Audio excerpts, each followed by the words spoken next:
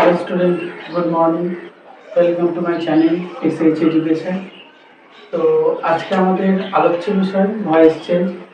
এটা তুমি দেখতেই পাচ্ছ তোমরা যে আজকের যে ভয়েস চেঞ্জের বিষয়টি সেটা হচ্ছে পার্ট 3টা আমরা জানবো। এর আগে দুটো ভিডিওতে আমি পার্ট 1 এবং পার্ট 2 সেটা দিয়েছি, অবশ্যই দেখবে যারা দেখতে থাকুনি এখনো অবধি।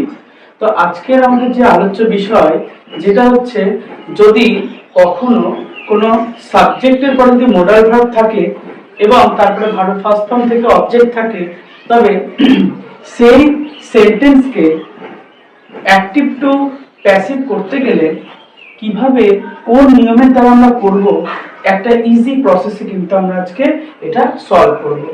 তো এটা বোঝানোর আগে আমাদের কিন্তু আগে জানতে হবে যে মোডাল ভার্ব কোনগুলি।